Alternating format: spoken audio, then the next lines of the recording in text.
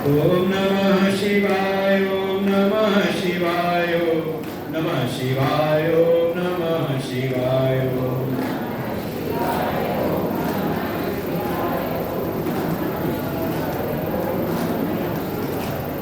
नमः शिवाय, ओम नमः शिवाय, ओम नमः शिवाय, ओम नमः शिवाय, ओम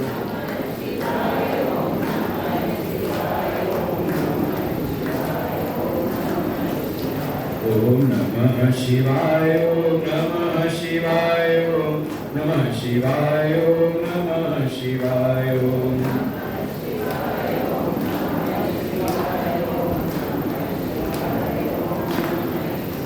ओम नमः शिवाय, ओम नमः शिवाय, ओम नमः शिवाय, ओम नमः शिवाय, ओम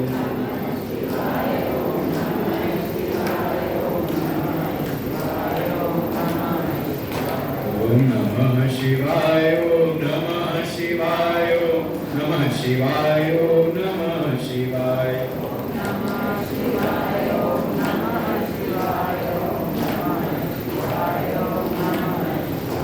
ओम नमः शिवाय, ओम नमः शिवाय, ओम नमः शिवाय, ओम नमः शिवाय, ओम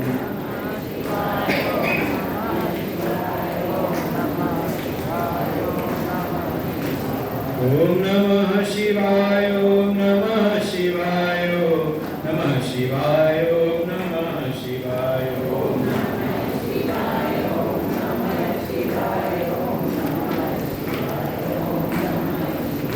ओम नमः शिवाय, ओम नमः शिवाय, ओम नमः शिवाय, ओम नमः शिवाय, ओम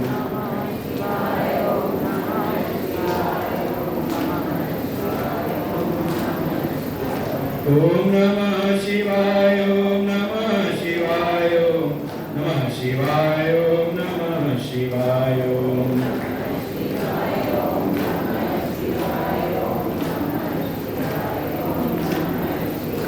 ओम नमः शिवाय, ओम नमः शिवाय, ओम नमः शिवाय, ओम नमः शिवाय, ओम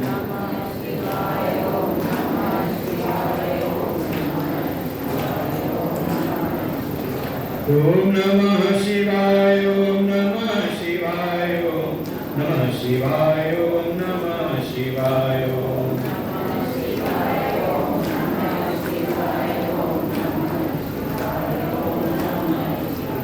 ओम नमः शिवाय, ओम नमः शिवाय, ओम नमः शिवाय, ओम नमः शिवाय, ओम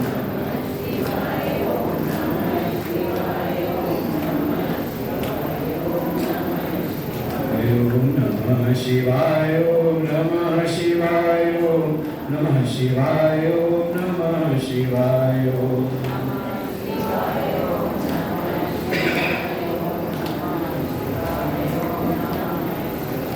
प्रेम से बोलो सच्चिदानंद भगवान की, परशुराम भगवान की, उमापति महादेव की, कार्तिकेय स्वामी की, गणेश भगवान की, श्री शिव महापुराण की जय। गणेश जी का तो विचार करना चाहिए। बुद्धि का बल प्राप्त करना है, थोड़ा गणेश जी का जो एक स्वरूप दिखाई देता है। देखिए, बिल्कुल गज का मुख है, माथा चौड़ा है, माथा चौड़ा है, आंखें छोटी सी हैं, मुख छोटा है। आज ही कुछ कह रहे थे ना, भजन भोजन, मुख छोटा है, मतलब खाने में ध्यान कम है, मुख छोटा सा है, बड़े बड़े कान हैं, लंबी सूंड है, और पेट का लंबोदर, बड़ा पेट है। संतों ने विचार किया, वास्तव में अगर आपको बुद्धि का बल प्राप्त करना है तो बुद्धि के देवता जो गणेश जी हैं, थोड़ा उनकी आकृति से भी हम शिक्षा प्राप्त करें। चौड़ा माथा है, अर्थात ये बुद्धिमत्ता का प्रतीक है, अर्थात जीवन में बुद्धि का, ज्ञान का बल हो, ज्ञान के प्रति महत्व हो। कई बार हम ज्ञान की ओर ज़्यादा ध्यान नहीं देते, विचार की ओर ध्यान नहीं देते, और कई बार तो ऐसी प्रवृत्ति हो जाती है कि हम कोई काम कर रहे, उस काम कर रहे हैं, क्यों कर रहे हैं, किस लिए कर रहे हैं, उस पर ज़्यादा ध्यान नहीं रहता, या कुछ करते हुए कुछ सीखते भी रहें, कुछ आगे भी बढ़ते रहें। केवल जो क्रिया मिली क्रिया कर करके बस सोचते बस काम छूट जाए, हमारा पल्ला हमारा छूट जाए। इससे का थोड़ा बुद्धिमत्ता का, थोड़ा विवेक को हम प्रधानता दें, जो भी करें थोड़ा ज्ञान पूर्वक विवेक पूर्वक करें, ज्ञान को थोड़ा महत्व दें। दूसरा का छोटी आंखें हैं अर्थात बिल्कुल सूक्ष्म दृष्टि रहे, हर चीज को केवल ऊपर ऊपर ना देख लें, थोड़ा सूक्ष्म दृष्टि बने हमारी, अंदर की बात को भी हम जानने का प्रयास करें। छोटा मुख है, शांत स्वभाव के हैं, बोलते कम हैं। देखो जो बाकी सारी इंद्रियां हैं, कान है तो बड़े हैं, ज्यादा सुनना है, आंखें हैं सूक्ष्म दृष्टि है,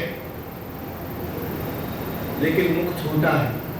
अब एक सूत्र और जीवन का समझ लो संतों के द्वारा, भगवान की बनाई जो मशीन है ना, बड़ी दुर्लभ है। एक बार कुछ खराबी आ जाए इसमें जल्दी ठीक नहीं होती। और कितना युक्ति भगवान ने बनाया है। देखें आंख आपको कितनी दी है, 2 दी है ना। अच्छा काम कितने हैं इसके, काम एक है, खुली आंखों से देखो, है कि नहीं, रूप का ज्ञान कराती है। अच्छा कान कितने हैं, कान भी 2 दिए, काम 1 दिया।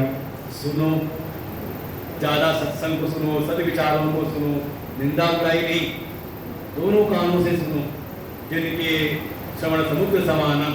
बिल्कुल ये कान कैसे हो, समुद्र के समान हो।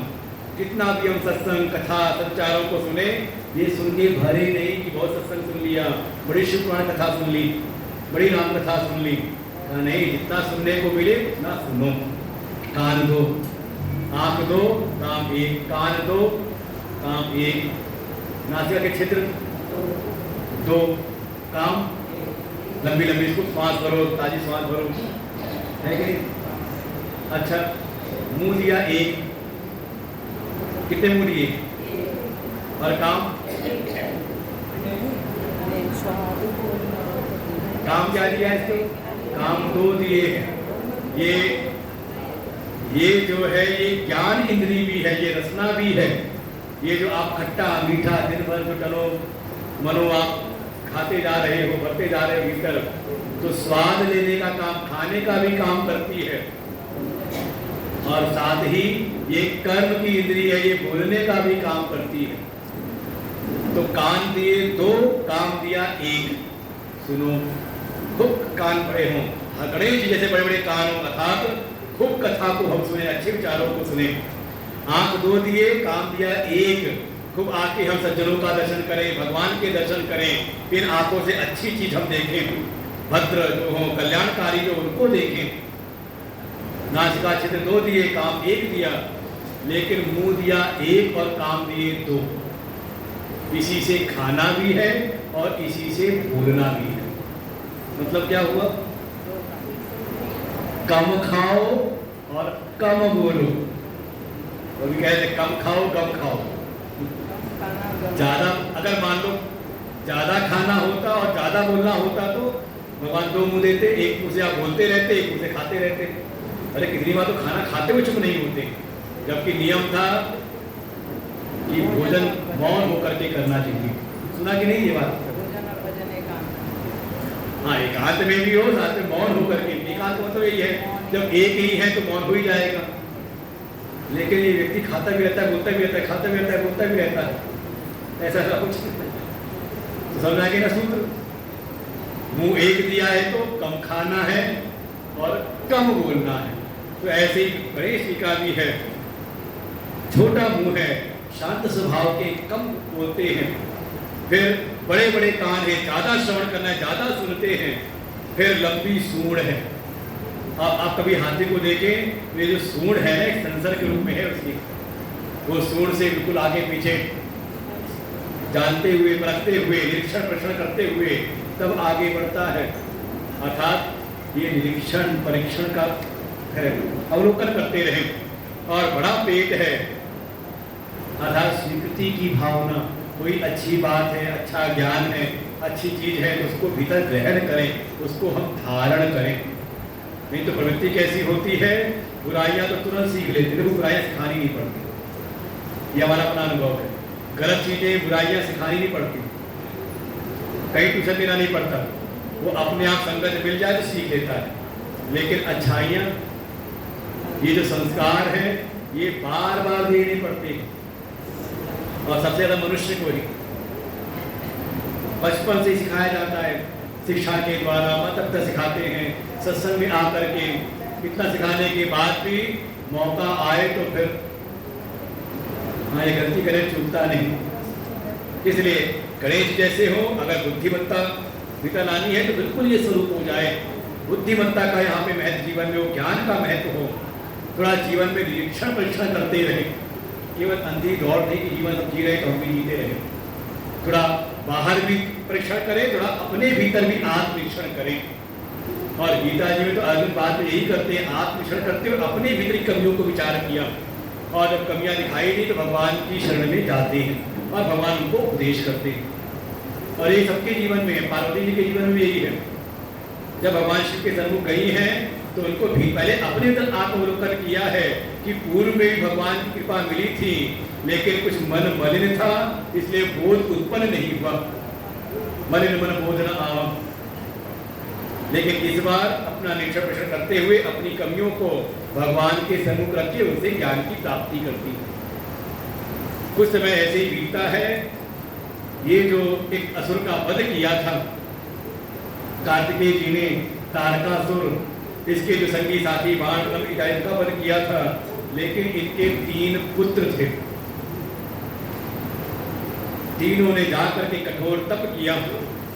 शिवात्मजेन स्कंदेन निहते तारकासुरे तत्पुत्रास्तयो दैत्या पर्यत्यप्यन्तमरीश्वरः।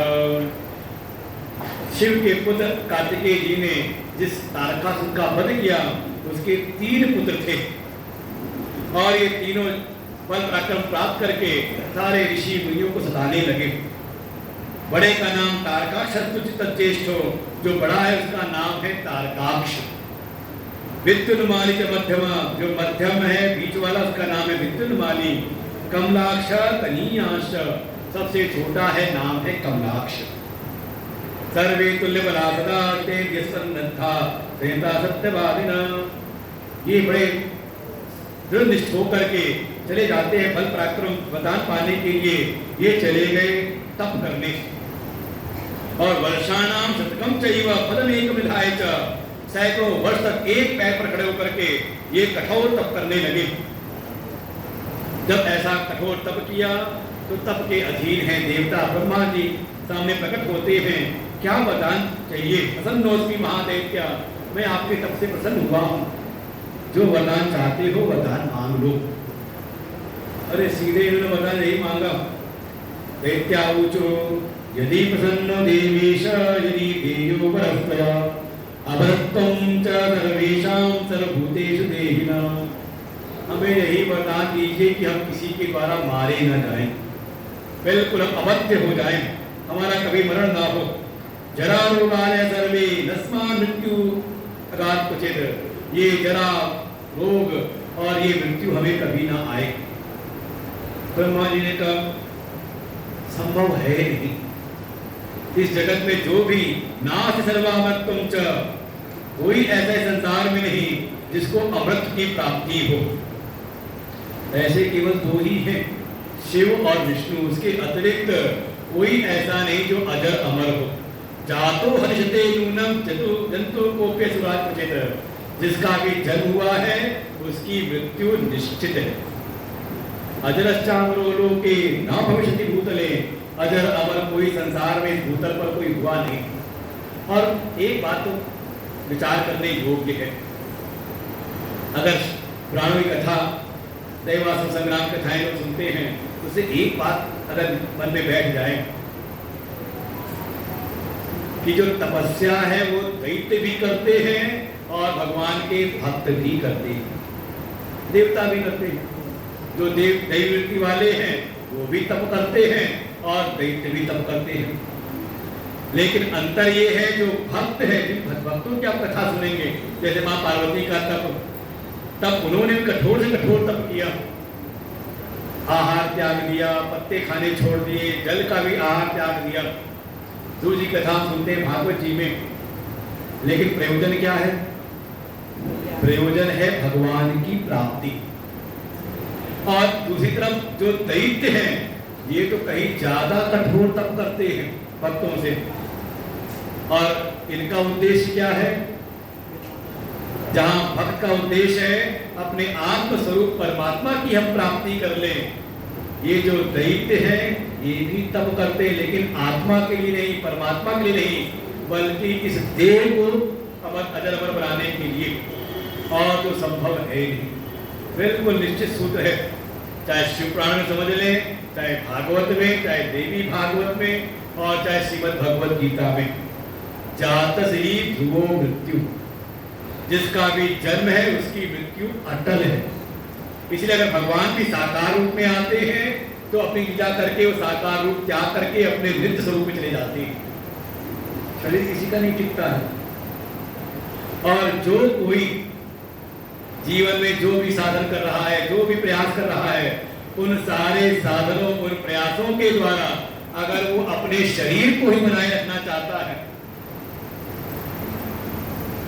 भीतर वाले मन की ओर दृष्टि उसकी नहीं जाती कि हमारा मन भी ठीक हो, मन भी हमारा सुधरे, हमें अपनी आत्मा की प्राप्ति हो, आत्मा का बोध हो, केवल शरीर तक उसकी साधना की, उसके प्रयास सीमित हैं, तो समझ लें फिर वो असुर बनने के रास्ते पर है। समझे बात? अगर जिसकी दृष्टि में केवल देह है, देह को ही पालन पोषण करने में जो लगा हुआ है, इसी को सजाओ संवारो, इसको कष्ट ना मिले, चाहे भले मन कितना भी दूषित हो जाए, मन पर ध्यान ना जाए, तो समझे कौन है? कहा वो भले मनुष्य शरीर में है, कहा वो असुर बनने की राह पर है। असुरों ने वरदान मांगा हम अमर हो जाएं, ब्रह्मा जी ने मना किया ऐसा कोई हो नहीं सकता, कुछ और मांगना है तो मांग लो। तब दैत्यों ने विचार किया, तीनों भाइयों ने मिलकर विचार किया, अरे हमारे पास रहने के लिए कोई नगर वगर नहीं है। तुरंत कहा, हे ब्रह्मा, हे देव ब्रह्मदेव, आप फिर ऐसी कृपा करो, हम तीनों के पास रहने के लिए कोई स्थान नहीं, आप हम तीनों के लिए अलग अलग 3 नगर की रचना कर दीजिए। पुराणी तीनो देही निर्मायात्यात्राणि सर्व संपत्समध्यान्ने पृष्याणि वौकसम। आप हम तीनों के लिए अलग अलग रहने के 3 नगर का निर्माण करा दीजिए। सबसे पहले तारकाक्ष आया सामने, उसने प्रार्थना की, हे ब्रह्मदेव, आप मेरे लिए हेममयम सोने के नगर का निर्माण कर दीजिए, स्वर्ण का की पुरी बना दीजिए, मैं उसमें निवास करूंगा। दूसरा जो कमलाक्ष था वो आया, उसने कहा, हे ब्रह्मदेव, आप मेरे लिए राजतम सुमहत्पुरम, आप मेरे लिए चांदी का आप पुर निर्माण कराइए। और जो सबसे बाद में आया विद्युन्माली, उसने कहा मेरे लिए आप वज्र का अर्थात लोहमय वज्र का, किसी के द्वारा भेजा ना जा सकता हो ऐसा अभेद्य, आप हम तीनों के लिए अलग अलग, एक ने स्वर्ण का, एक ने चांदी का और तीसरे ने वज्र का, लोहे का मान ले, अलग अलग अपने लिए पूरी का की मांग की।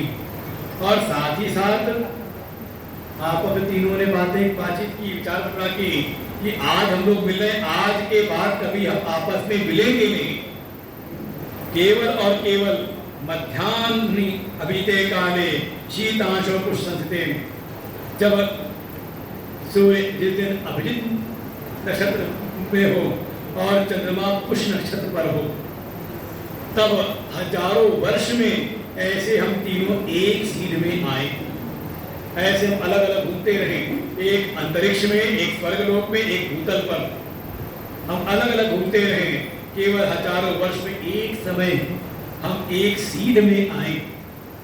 और उसमें भी एक विशेष जो मेघ है, नाम दिया पुष्कर और आवत नाम के, जब मेघ वर्षा करें उस समय सारे देवों से संयुक्त सर्वदेव में कोई देवता हो और वो भी दिव्य सर्वदेव में रथ पर सवार हो, और विशेष सर्वदेव में उसके पास शस्त्र हो, तो उससे हमारा वध हो।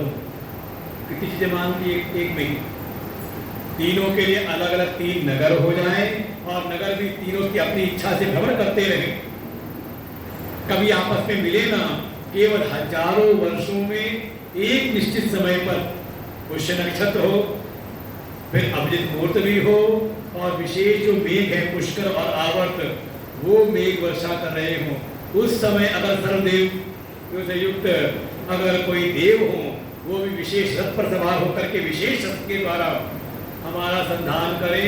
जब हम तीनों एक सीध में हों, तभी हम मरे, नहीं तो हमारा कभी किसी और प्रकार से हमारा मरण ना हो। इतना सब कहा भगवान ब्रह्मा जी ने कहा तथास्तु। ज़्यादा सोचते विचारते नहीं, उनको लगता है कहीं ना कहीं कोई ना कोई रास्ता तो निकल ही आएगा। इसके बाद तो तीनों ही कांचनम तम चैव आय समचेति वो भयो, तीनों ही अपने अपने महल पे विराजमान हुए, और बड़ा सुंदर इन्होंने अपने जो नगर है, अपने जो महल हैं, इसमें इन्होंने एक शिवालय का भी निर्माण कराया, इसमें यज्ञ कुंड का भी निर्माण कराया, क्योंकि तीनों ने आपस में विचार किया कि जो वरदान हमने मांगा है अपने मरण के लिए कि सर्वदेवमय कोई देवता हो, उसके द्वारा, तो ऐसे अगर कोई देव हैं वो तो हैं केवल और केवल महादेव, और उनसे हमारा कोई भेद है नहीं। और तीनों ने कहा तीनों अपने अपने पुर के भीतर उनकी उपासना करते रहना, उनकी पूजा करते रहना, उनके लिए यज्ञ करते रहना। तीनों ने विचार कर लिया कि तीनों करते रहेंगे, लेकिन खुद तो करेंगे और कोई दूसरा करे तो उनके यज्ञ, उनकी उपासना का विध्वंस। और जब तक हम भगवान शिव की पूजा करते रहेंगे, उनके लिए यज्ञ करते रहेंगे, तब तक भगवान शिव हम पर कुपित नहीं होंगे, वो हमें अपना प्रिय भक्त मानेंगे, इसलिए कभी हमसे उनका बैर होगा नहीं, और वो कभी ऐसी संभावना बनी भी तो हम पर प्रहार नहीं करेंगे। इतना लंबा सोचा इसने के लिए। और उसके बाद तो तीनों ही तारकाक्षवर्ण के महल में पुर में सवार होकर के चला गया स्वर्ग में।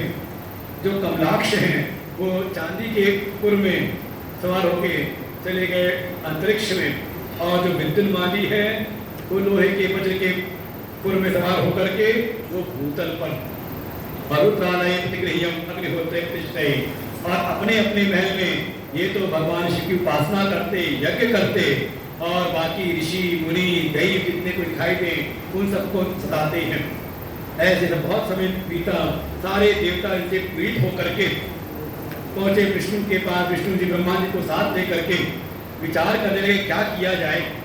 तब भगवान विष्णु ने सभी देवताओं को कहा कि जैसा वरदान दिया है ब्रह्मा ने, ऐसे तो केवल और केवल महादेव ही हैं। हम सबको मिल करके उनको प्रसन्न करना होगा, और प्रसन्नता के लिए विष्णु जी ने कहा हे सभी देवताओं, आप सब भगवान शिव के लिए, उनकी प्रसन्नता के लिए एक अनुष्ठान करो, मंत्र का जप करो। शिव सर्वगणाध्यक्ष सहसा परमेश्वर विचारता विदा सर्वै कथम वश्यो भवेति प्रणवं पूर्वमुच्चार्य नमः पश्चादुदाहरे शिवाय तथा पश्चात् उभयद्वयं तथा परं गुरुद्वयं तथा प्रोक्तं शिवाय च तथा पुनः। और मंत्र बताया कौन सा मंत्र जपे, तो कहा सबसे पहले प्रणव ओम का उच्चारण करें, प्रणवम पूर्व उच्चार्य, फिर नमः, उसके बाद नमः शब्द बोले, उसके बाद शिवाय तथा पश्चात, उसके बाद शिवाय। क्या मंत्र हो गया? ओम नमः शिवाय। फिर अब विशेष प्रस्तुति है, विशेष आपको कुछ इच्छा है तो थोड़ा इसमें कुछ चीजें और भी जोड़ो। उसके बाद उभयद्वयमतः परम, उसके बाद शुभम, पश्चात शुभम द्वयमतः, इसके बाद आप 2 बार शुभम शुभम को जोड़ लें, और उसके बाद फिर पुनः गुरुद्वयमतः प्रोक्त, इसके बाद पुनः फिर गुरु गुरु, और उसके बाद पुनः शिवाय, जब तक पुनः नमश्च शिवाय नमः ओम, ओम नमः शिवाय, शुभम शुभम गुरु गुरु शिवाय नमः ओम। और कोटिमेकं तथा जप्त्वा शिवाकार्यं करिष्यति। 1 करोड़ जप करो। सारे देवता बैठ गए शुद्ध आसन पर विराजमान होकर के, जैसा भगवान विष्णु ने बताया था वैसा नियम पूर्वक इस मंत्र का जप करने लगे। ओम नमः शिवाय, शुभम शुभम कुरु कुरु, शिवाय नमः ओम। और जप करते करते जब करोड़ों आवृत्तियां हो गई, स्वयं भगवान शिव सामने सबके समक्ष प्रकट हुए। श्रीशुवाच हे हरे हे विधे देव मुनयश्च शुभप्रता प्रसन्नोऽस्मि पराभूता जपेनानेन चेक्षितम्। हे विष्णु, हे ब्रह्मा आदि देवताओं, मैं आपके जप से इस साधना से मैं प्रसन्न हुआ हूँ। बताइए क्या बात है, आप लोगों ने किस लिए मुझको याद किया है? सारे देवताओं ने एक स्वर में कहा, हे प्रभु, आप देखिए वो तारकासुर का जो तीनों पुत्र हैं, वो त्रिपुरासुर, वो मिलकर के हमको आतंकित कर रहे हैं। और ये ब्रह्मा जी ने भी उनको ऐसा वरदान दे दिया है कि कोई देवता उनको पराजित कर नहीं सकता। आप ही हम पर कृपा करिए, आप ही हमारी रक्षा करिए। भगवान शिव ने कहा, ठीक है मैं कर तो दूं, लेकिन ब्रह्मा जी ने वरदान दे रखा है कि सर्वदेव में कोई देवता हो, वो तो मैं हूँ, देवों का देव महादेव। लेकिन आगे और भी तो है कि सर्वदेव में रथ हो, तो रथ तो है नहीं मेरे पास में। तब भगवान विष्णु ने सभी देवताओं को संबोधित किया, कहा अगर आपको उस त्रिपुरासुर के, भाई 3 है तो तीनों को, एक 3पुर में रहने वाले तीनों को मिला के हो गया त्रिपुरासुर नामी। अगर उस त्रिपुरासुर के आतंक से अपनी रक्षा करनी है तो सभी देवता अपना अपना अंश त्याग करें। और बिल्कुल ये जीवन का सूत्र है। अगर भगवान शिव की कृपा प्राप्त करनी है और शिव का कोई कार्य है, भगवान का कोई कार्य उपस्थित हुआ है, ठीक है, कुछ कोई ऐसे दानवीर हैं, ऐसी समितियां हैं, समिति के ऐसे पदाधिकारी हैं जो बिल्कुल लगे हुए कार्य करने के लिए, लेकिन अवसर जान करके अगर जिसको भी अपना पर कृपा करानी है तो मौका दे के अपना अंश उसमें जरूर अर्पण करना चाहिए। बिल्कुल, ये मंदिर की स्थापना हो, प्राण प्रतिष्ठा हो, इससे बड़ा कोई कार्य जीवन में होता नहीं। ये अगर हमारा अंश भगवान की स्थापना में, और देखिए जो अपना अंश भगवान को स्थापित करने में लगाता है तो सिद्धांत बिल्कुल पक्का है। भगवान कहते हैं जो मुझको स्थापित करता है, जो मेरी प्रतिष्ठा करता है, जगत में मैं उस अपने भगत की प्रतिष्ठा करा देता हूँ। जो मुझको सजाता संवारता है उसको मैं सजा संवार देता हूँ। तो ऐसे अवसरों पर जब भी कभी ऐसा अवसर सामने दिखाई दे, कोई मंदिर की स्थापना है, कोई कथा है, तो उसमें अपना अंश जरूर अर्पण करें। इसे ही कहते थे बहती गंगा में हाथ धोना। ये नहीं कि बड़े बड़े लोग कर रहे हैं तो हमें क्या जरूरत है करने की। अरे ठीक है, बड़े लोग कर तो रहे ही हैं, थोड़ा अंश, जैसे राम सेतु बन रहा था तो एक गिलहरी भी आई थी, उसका भी अंश, और वो छोटा अंश ही भगवान तक खबर पहुंच गई। भगवान सर्व साक्षी है, सबकी बात जानते हैं। भगवान विष्णु ने कहा सभी देवता अपना अपना अंश अर्पण करो, और देखते ही देखते सभी देवताओं ने अपना अपना अंश अर्पण किया, और उस सामूहिक अंश के द्वारा एक दिव्य अजय रथ का निर्माण हुआ। और सभी उसमें जगह जगह लग गए, जैसे सूर्य और चंद्रमा उसके पहिए बन गए, कुछ उनकी जो कलाएं हैं वो अरे बन गए पहिए के, कोई उसके कपड़े बन गए रथ के, कोई नीचे का हिस्सा बन गया, कोई छत्र बन गया। जिसको जिसको जहां जहां आवश्यकता लगी सब वहां पर रखे चले गए। स्वयं सरस्वती जैसी घंटी बन गई रथ में, कोई ध्वजा पताका बन गया। ऐसे जब सारा रथ निर्माण हो गया तब बात आई रथ में घोड़े भी तो हो, बिना घोड़े का रथ कैसा। भगवान शिव ने कहा सभी देवता लग जाओ इस रथ में, लेकिन देवताओं को भी भीतर कुछ मान अभिमान, भीतर हम और रथ के पशु बन जाए, ये उचित है नहीं। तब भगवान विष्णु ने समझाया कि आप इससे आशंकित ना हो, डरे नहीं। आप जब पशु बन जाएंगे तो वास्तव में जो भी पाश से बद्ध है वो पशु ही है। और पाश भी यहाँ पर जो गिनाए, अष्टपाश गिनाए हैं, वह लज्जा विराज गुप्ता शंका शीला कुलज्जाति, इनसे जो बद्ध है वो सब पशु के समान हैं, और जो इन आठों पाशों से मुक्त हो जाए वास्तव में वही शिव है। तो जो हम माया के गुणों के पाशों से बद्ध हैं तो हम सब पशु के समान हैं। बस ये है कि हम भगवान की सेवा में लग जाए। पशु बने संसार की सेवा में लगे तो फंसे हुए हैं। यही माया के पास से बद्ध जीव अगर भगवान की सेवा में लग जाए, भगवान को अपना अधिपति बना दे, तो भगवान स्वयं हो जाते हैं पशुपति।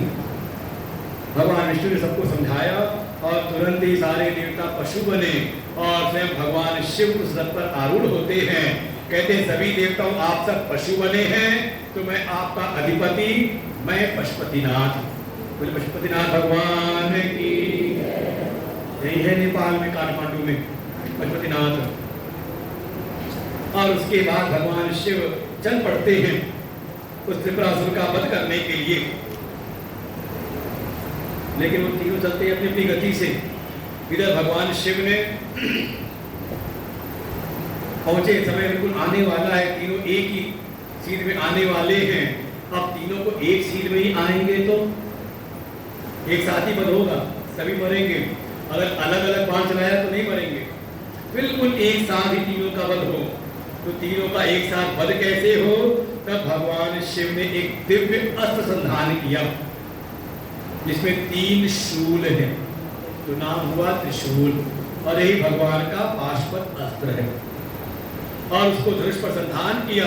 तैयार बिल्कुल खड़े देवताओं ने कहा भगवान बस समय आने वाला है, बिल्कुल निश्चित समय आने वाला, तीनों एक सीध में आएंगे। ये भगवान शिव खड़े हुए संधान करने के लिए। लेकिन अचानक लगा क्या, जैसे भगवान शिव को लगा उनका अंगूठा अवरुद्ध हो रहा है, जैसे अटक सराय जाम सा हो रहा है। क्या करें क्या करें? तभी माँ भगवती महाकाली को प्रकट हुई। कहा प्रभु अभी आपने गणेश जी का स्मरण नहीं किया है, इसलिए वही विघ्नकर्ता बने हुए हैं। और आप गणेश जी का कराइए। एतत् वचनम गजवक्त्रम पूजयत। महाकाली ने कहा अभी आपने गणेश जी का पूजन नहीं किया, उनको मना तो लो। और जैसे ही भगवान गणेश का स्मरण किया वो हाथ उनका ठीक ठाक हुआ। और फिर तभी समय आया, तीनों एक बिल्कुल सीध में आए और भगवान शिव ने त्रिशूल का संधान किया। एक साथ ही तीनों असुरों का वध होता है। और ऐसे भगवान का त्रिपुरासुर का वध किया, नाम पड़ा त्रिपुरारी। त्रिपुरारी भगवान की। और बिल्कुल जो समझने वाली बात है, देखो 3 असुर है और तीनों अलग अलग कुल में रहते हैं, एक सोने के, एक चांदी के और तीसरा रहता है लोहे के। ये वास्तव में 3 प्रकार का अहंकार है। जब तक ये तीनों प्रकार के अहंकार हैं तब तक जीवन में शांति नहीं मिलती। कैसा? पहला कहा सत्वगुणी अहंकार, दूसरा कहा रजोगुणी अहंकार और तीसरा तमोगुणी अहंकार। तीनों प्रकार का अहंकार है तो ये विघ्न है, बाधा है। तमोगुणी अहंकार कई बार अपने दोषों का भी अहंकार होता है। देखो उसको हमने ठग लिया, देखो उसको हमने सता दिया, ये कैसा अहंकार है? दूसरे को सताना, दूसरे को कष्ट देना, दूसरे को ठग लेना। तमोगुणी, इसका भी अहंकार भीतर बैठा रहता है। फिर दूसरा है ठीक है किसी को हम सताते नहीं, लेकिन संसार के विषयों में बहुत आसक्ति है और संसार के विषयों का भीतर अहंकार है, अपनी क्रियाओं का, अपने कर्मों का, अपने संसाधनों का, जिसको कहा रजोगुण अहंकार। और तीसरा सतोगुणी अहंकार, भगवान की सेवा, भगवान की पूजा, इसका भी अहंकार बना लेते हैं। समझ लो, चाहे तमोगुणी हो ये भी बाधा है। और देखिए तमोगुणी अहंकार तो बिल्कुल नीचे रहता है। अगर ऐसा दूसरों सताने वाला हो तो उसकी गति तो बिल्कुल निम्न होती है, बिल्कुल नीचे रहेगा। जो ठीक है दूसरों को सताता नहीं, कष्ट नहीं देता, लेकिन भोगों में आसक्त है, विषयों में आसक्त है, तो रजोगुणी अहंकार में है तो थोड़ा नीचे वाले से ऊपर रहता है, मध्यम गति उसकी होती है। जो सत्वगुणी अहंकार से युक्त है तो उसकी गति ऊर्ध्व तो होती है, लेकिन वो मुक्ति तक नहीं पहुंचता। भगवान शिव की प्राप्ति, भगवान शिव के पद की प्राप्ति, शिवत्व की प्राप्ति उसको नहीं होती जब तक वो तीनों प्रकार के अहंकार को भीतर से मिटा ना दे। कैसे मिटेगा? भगवान ने एक दिव्य अस्त्र का संधान किया, और जिसको आप देखें तो अच्छा मानो त्रिशूल से मारा होगा तो तीनों एक सीध में हैं, तो कैसे चलाया होगा त्रिशूल? खड़ा खड़ा मारा होगा, बल्कि बीड़ा करके मारा होगा ना। और त्रिशूल को आप ऐसे बीड़ा करके पकड़ेंगे तो उससे एक विशेष आकृति बनती है, ऊपर ऐसे करते हुए। आकृति कौन सी बनी? हाँ, ओम की।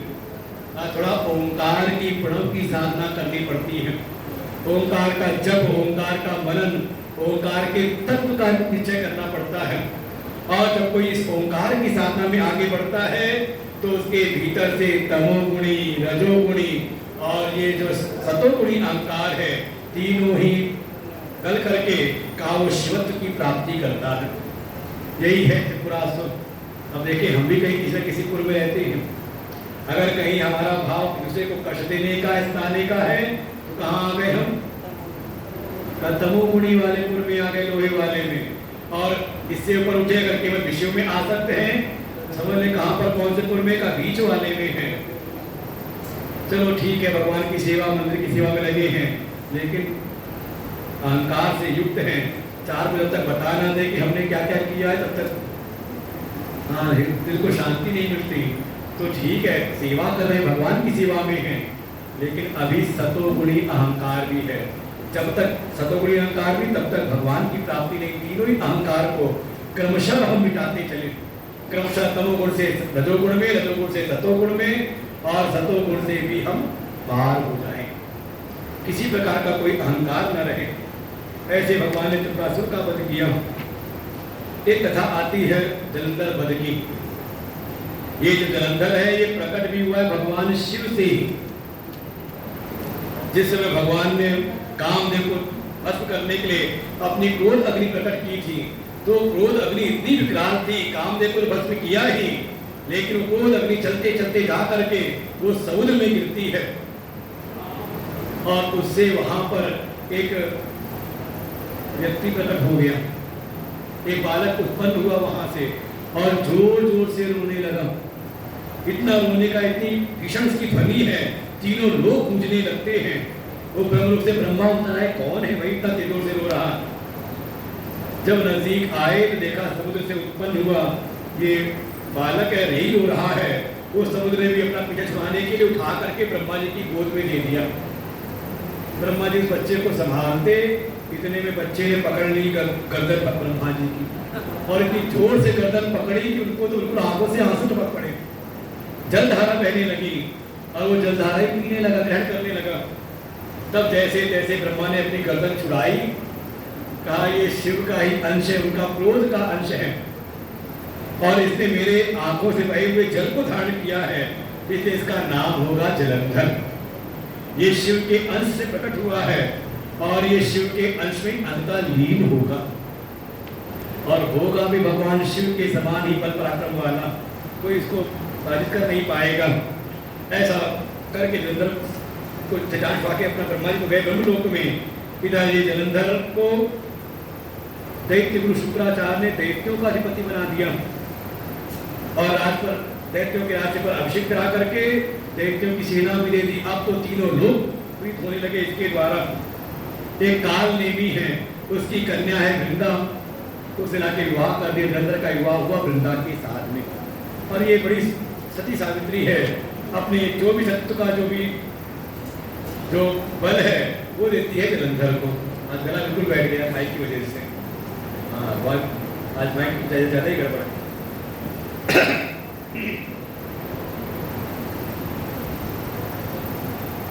धीरे धीरे इसका जो अत्याचार है बढ़ता जाता है। परिणाम स्वरूप ये कैलाश पहुंच गया एक बार, और माँ पार्वती के सत्य को हरण करने लगा। तब माँ पार्वती वहां से तो अंतर ध्यान हुई, पर एक प्रकरण और भी आता है कि जैसे सारे देवता गए युद्ध करने के, सब पराजित होते हैं, भगवान विष्णु भी गए, पराजित तो नहीं हुए, लेकिन इसके बल पराक्रम को देख के इसकी बड़ी प्रशंसा की, तुम बड़े बलशाली हो, तुम्हारा बल तो शिव के समान है, मैं तुम्हारे बल से बड़ा प्रसन्न हुआ हूँ, तुम्हारे युद्ध कौशल से, कोई वरदान चाहते तो मांग लो। ये जलंधर ने कहा प्रभु बस इतना कर दो कि मेरी जो बहन है आपकी पत्नी, देखो जलंधर भी उत्पन्न हुआ समुद्र से, और विष्णु की पत्नी भी उत्पन्न हुई समुद्र से, आप हमारी बहन के साथ में कुछ दिन हमारे यहाँ ही निवास करो। अब भगवान विष्णु चले गए, सृष्टि जी के साथ में वही निवास करने लगे। देवता तो पीड़ित हुए कि अब क्या होगा, इन्हें तो अपना संबंधी बना लिया भगवान विष्णु को। लेकिन एक समय अपने बल के अभिमान में चला गया कैलाश पार्वती जी के शत्रु को हट करने के लिए।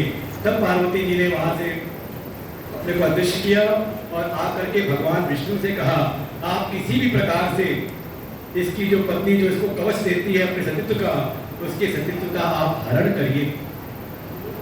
और भगवान विष्णु फिर वेश बदल करके, लंबी सब कथा है सारी,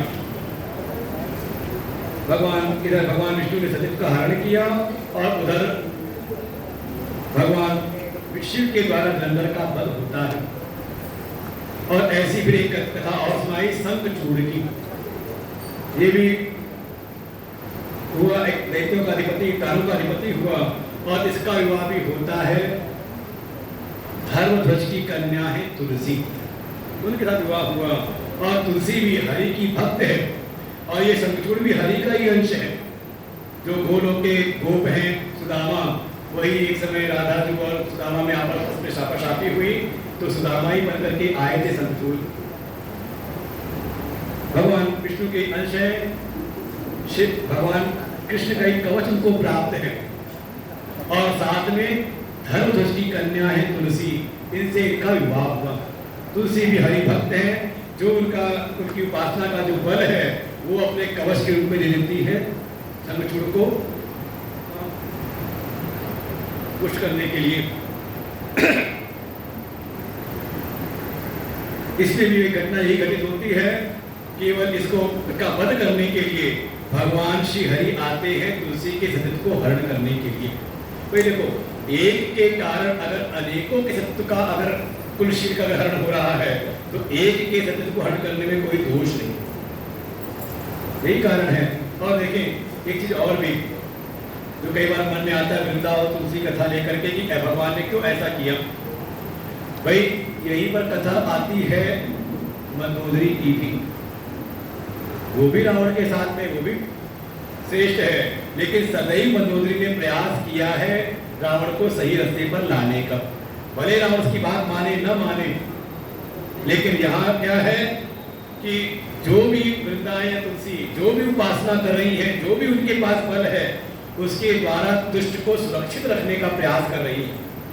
भाई जो हमारे पास अगर बल है, शक्ति है, तो उसका भाव ये भी तो हो सकता है कि हाँ ये सही मार्ग पे आ जाए, ये सही रास्ते पर चले, किसी पर अत्याचार ना करे। लेकिन यहाँ नहीं, बल्कि उस दुष्ट को ही अजय बनाने में अपनी सारी शक्ति को लगाती हैं। यही कारण है कि इनके कुलशील का हरण करके दोनों का ही, इधर जलंधर का और उधर शंखचूड़ का, दोनों का ही वध हुआ है। वृंदा और जलंधर तो वृंदा चली जाती है, माँ पार्वती में समा जाती है, और जलंधर तो भगवान के अंश थे, भगवान के द्वारा वध होने पर भगवान में समा गए। इधर जो तुलसी है उन्होंने शाप दिया भगवान श्री हरि को कि आजीवन मैंने आपकी सेवा की, पर आपने मेरे साथ ऐसा किया, आपका हृदय बिल्कुल पाषाण के जैसे है, इसलिए मैं शाप देती हूँ कि आप पत्थर के ही हो जाइए। और पाषाण भगवान ने स्वीकार कर लिया उस बात को। लेकिन तभी माँ भगवती पार्वती प्रकट हुई और सारी बात समझाते हुए यही कहा कि हे तुलसी, तुमने जो शाप दिया है बिल्कुल श्री हरि पाषाणवत ही रहेंगे, लेकिन तुम भी ये शरीर को त्याग करके का तुम्हारा शरीर जो है एक नदी का रूप ले लेगा और नदी का नाम होगा गंडकी, और तुम भी एक वृक्ष के रूप में प्रकट होगी, वो वृक्ष कहलाएगा तुलसी। और जो तुमने शाप दिया है श्री हरि को पाषाण होने का, तो श्री हरि उसी गंडकी नदी में पाए जाएंगे। वहां के जो पाषाण होंगे उन पत्थरों के भीतर ऐसे कीड़े होंगे जो भीतर ही भीतर पत्थर को काटेंगे। और आज भी पत्थर अगर जो आप गंडकी नदी का होता है उसको तोड़े तो अंदर चक्र बना होता है, कोई रास्ता नहीं दिखता बाहर से, बिल्कुल बंद है, लेकिन पत्थर तोड़े तो अंदर वो चक्र बना हुआ दिखाई देगा, कटा हुआ। किसी ने ना देखा हो तो आप सब हमारा दिखा भी देंगे, चक्र बिल्कुल अंदर दिखाई देता है, स्पष्ट बना हुआ। और ऐसा विधान बना दिया कि जब तक शालिग्राम के साथ में तुलसी का संयोग न कराया जाए तब तक भगवान प्रसन्न नहीं होते पूजा से। और साथ ही ये शंखचूड़ भी मरने के बाद एक क्षण की आकृति में हो गया। और तब सिद्धांत बना दिया, शालग्राम तुलसी संगम चैकत एव हि यो रक्षति महाज्ञानी स भवेत् श्री हरि प्रिय। जो कोई भी शालिग्राम शिला, उस पर तुलसी जी और साथ में ही शंख, इन तीनों को एक साथ रखता है, वो तो समझ ले अपने बस में सारे पुण्यों को कर लेता है। उस पर श्री हरि और हर दोनों की ही कृपा होती है। ऐसे ऐसे वर्णन किया। और भी कई असुरों का भगवान शिव के द्वारा वध हुआ। मन में एक प्रश्न आया कि जैसे श्री हरि अनेकों अनेकों अवतार लेते हैं, तो क्या भगवान शिव के भी अवतार होते हैं? देवर्षि नारद ने पूछा ब्रह्मा जी से, क्या भगवान हर महादेव भी अवतार लेते हैं, शंकर भगवान शिव भी अवतार लेते हैं? ब्रह्मा जी ने कहा, हे देवर्षि, अवतार तो भगवान शिव भी लेते हैं, लेकिन कितने लेते हैं का इसकी कोई गणना नहीं। करोड़ों करोड़ों असंख्य उनके अवतार हैं। हाँ, उनमें से कुछ मुख्य अवतार हैं, उनकी कथा भी अगर कोई श्रवण करे तो उसका भी परम कल्याण होता है। तो कल हम लोग सुनेंगे भगवान शिव के अवतारों की कथा। ऐसे तो मान्यता ये है कि जगत के सृष्टि के कंकड़ कंकड़ सब शंकर हैं, और वास्तव में आप सबके सब शिव स्वरूप हो। बस ये है कि संसार की माया में बंधे हुए हो। उस माया के जो तीन गुणों के जो पाश हैं, उस पाश से बंध हुए, इसलिए शिव स्वरूप होकर के भी हम हो गए हैं जीव। बस यही करना है। वो जो भी पाश है, जैसे भी पाश से बद्ध हैं, ये पाश से बद्ध जीव ही अगर आ जाए भगवान शिव की शरण में, उनकी शरण में लग जाए, तो उनकी कृपा से उसके सारे पाश कटते हैं, उसके बंधन कटते हैं, और वो भी साक्षात शिव स्वरूप हो जाता है। तो लोग आगे कथा कर सुनते हैं। आज यहीं पर विश्राम लेते हैं। ओम नमः शिवाय, ओम नमः शिवाय, ओम नमः शिवाय, ओम नमः शिवाय, ओम नमः शिवाय, ओम नमः शिवाय।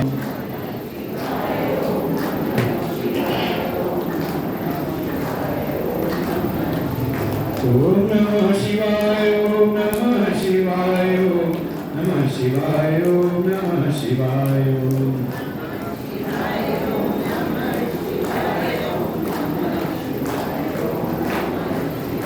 ओम पूर्णमदः